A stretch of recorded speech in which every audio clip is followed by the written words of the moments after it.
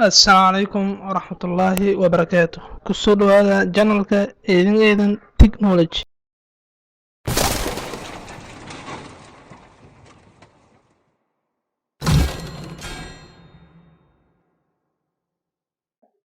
بسم الله الرحمن الرحيم. maanta waxaan bilaabaynaa Microsoft Word chapterkiisa koowaad. hore waxaa usoo qaadanay overview inta chapter aan qaadan doono. marka maanta waxaan bilaabaynaa chapterka koowaad oo ah introduction. waxaan qaadanaynaa koorsadan waa Microsoft Word koorsadana. maanta waxaan qaadanaynaa introduction casharkeena koowaad waxaa weeye starting MS Word sida loo furto. sida marka u horeysa waxaan bilaabaynaa Microsoft Word. markaad rabto Word inaad wax ku qorato first waa lasoo keenaa application waaye waa lasoo kicinaa wadooyinka lagu soo kiciyaan baranaynaa. marka wadooyinka lagu soo kiciyo ilaa 3 ilaa 4 way waaye. marka midda u fududna waan sheegi doonaa insha Allah. marka Microsoft start button aad tagay waxaa qoray Microsoft Word ama waxaa qori kartaa WinWord. Microsoft Word hadii qorto ku soo qabana search button ka sheegaya search button. click Microsoft start button or search button waa same. meeshaas click ku siina waxaa qoray Microsoft Office Word ama Microsoft Word dad qorto ku soo saara Microsoft Office Word ku soo saara click ku siina waa dooranay si direct u furma marka ama waxa kale qori kartaa WinWord. meesha aad ku qortay Microsoft Word waxaad ku qoray WinWord asagana wuxuu ku soo saara Microsoft Word inta raadaya iyadoo practical ah. halkani waa start button search button caadi waa labada waa la dhigi karaa. waxaa qoray Microsoft Word waa kan wuxuu ku soo qabtay Microsoft Word waa kan midkan waa Microsoft PowerPoint ma rabno midka ka hooseeya rabna oo Microsoft Word waan dhameystiraynaa. marka Microsoft Word wuxuu ku soo qabtay Microsoft Word midkan waa marka kaga dad ku siiso caadi toos u furmaa ama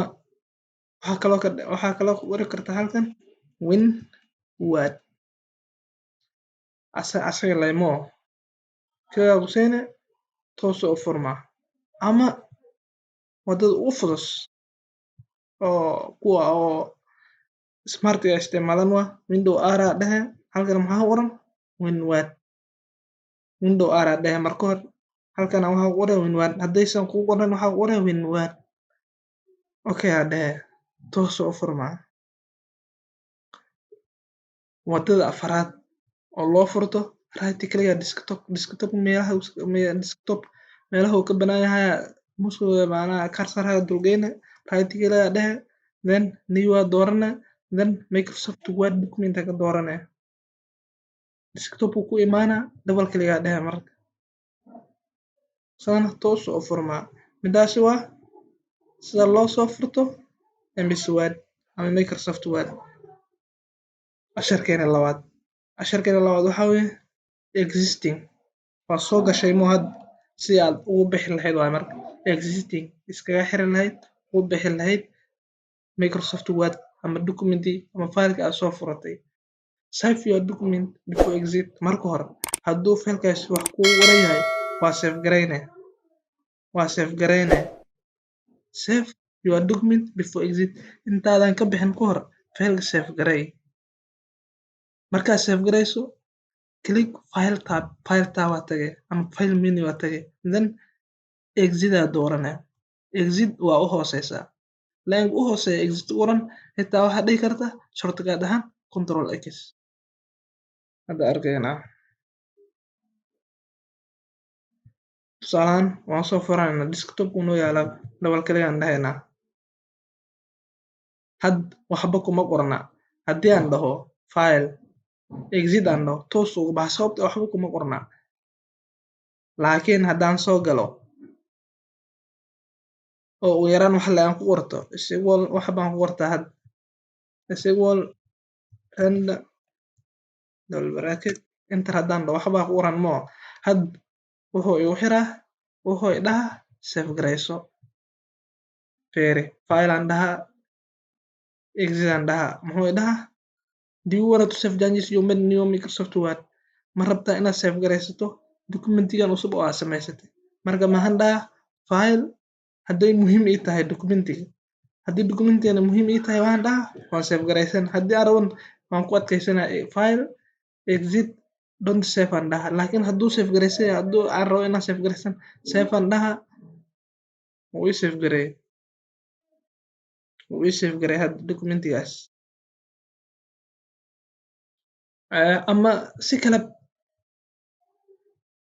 ama si hadda desktop uu yaalaa way u save garaysan yahay waa ujeedin save markaan dhahay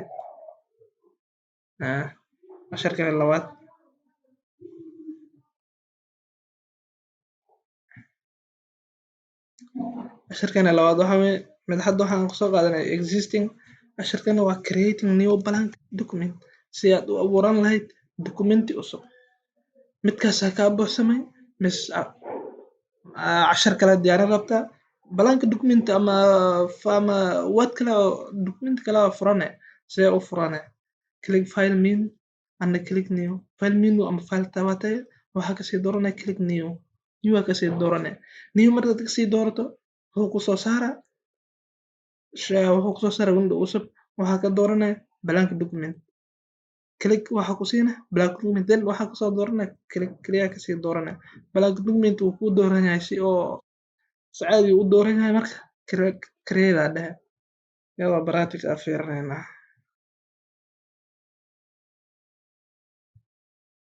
window r enter midkana wax ku qortay tusaale ahaan midkana waxaan ku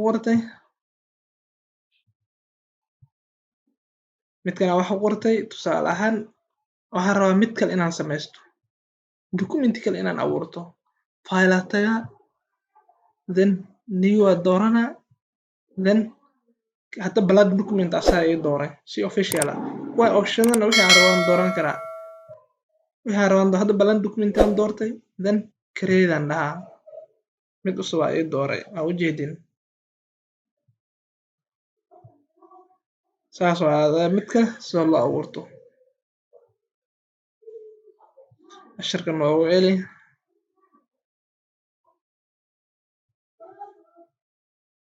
midkana waxa waaye wadooyinka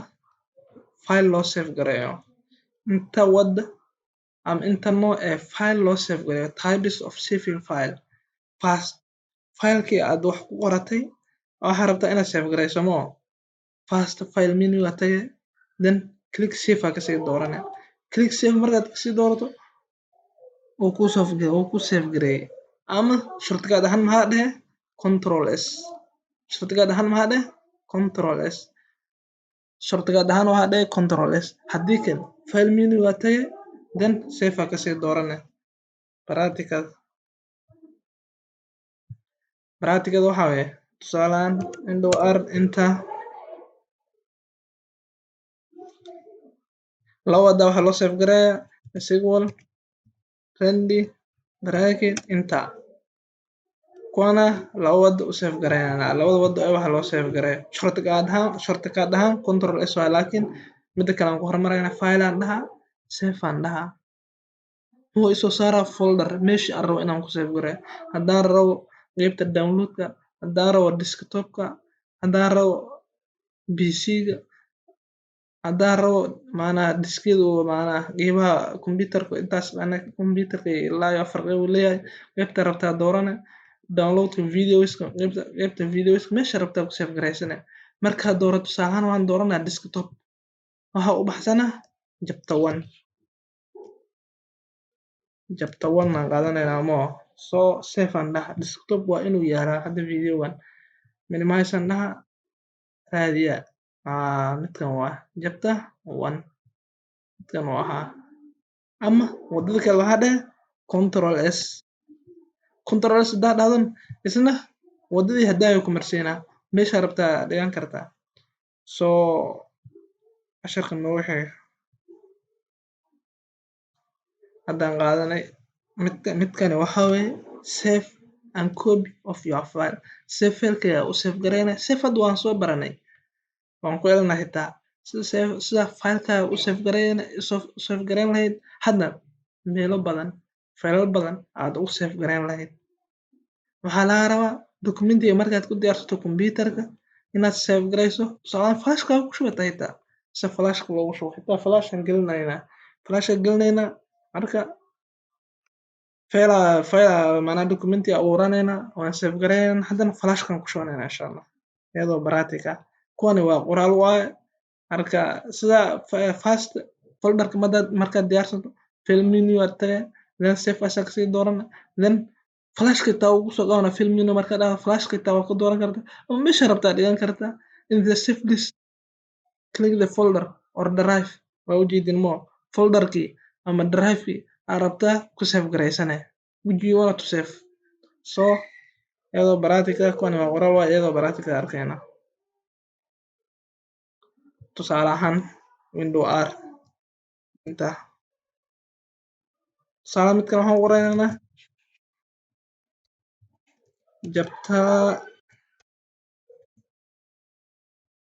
chapter 1 production chapter 1 introduction aan weyneynayna introduction first waan save gareynayna file save as aan dhaha flashka hadda gelinaa marka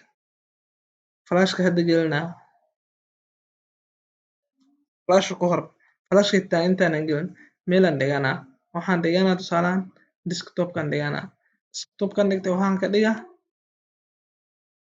ka dhigaa test 3 aan dhahaa tusaalaan save waan save gareeyay waxaan tagaa desktop midkan waa test 3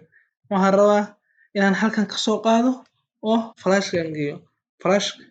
hadduu soo qabtay in kale say ku ogaana halkan hadda waxaa yaala 4 drive flashka 5 ku noqonaa marka flashka magaciisa waa USB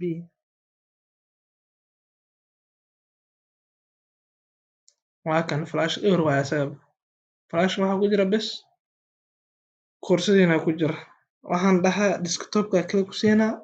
then waxaan soo qaadanaa test 3 right click aan dhahaa copy aan dhahaa then USB halkan ka raadinaa halkan USB halkana waxaan dhahaa right click paste casharkii aan ku diyaarsaday computerka hadda flashku igu jiraa waa kan chapter 1 introduction haddii aan ka bixiyo flashka tusaale ahaan flashka si toos ah PC ga tagayna flashka USB waa kan casharka hadda waa kan test 3 waa kan haddii aan flashka hadda aan ka bixiyo wuu baxa flashka hadda ka saaray casharkiina flashkan wuu igu jiraa desktopna wuu ii yaalaa waa kan test 3 waan koobiyey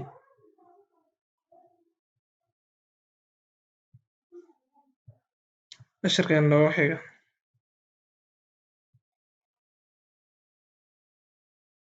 casharkan hadda midkan uu ahaa casharkan wuxuu ahaa how to close a file si fileka marka danaha aad ka dhamaysato iskaga xiri lahayd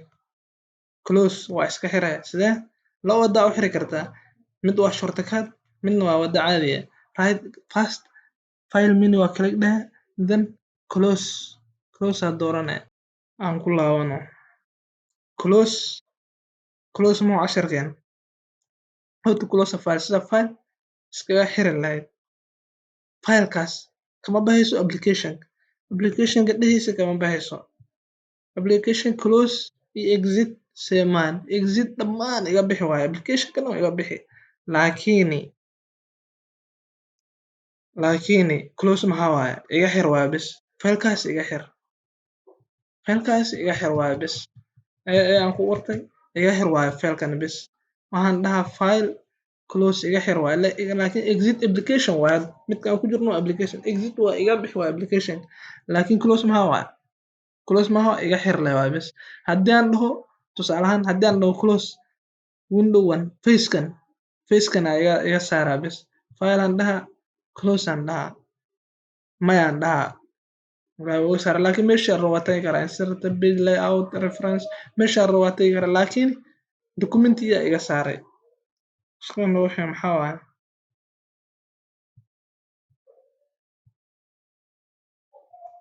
waad mahadsantihiin casharkan wuu noo dhamaaday casharkii koowaad saan uu ku dhamaaday marka ku dhawaad 9 cashar aan soo haray waa easy waa muhiim documenti waa Microsoft Word maxaa loo isticmaalaa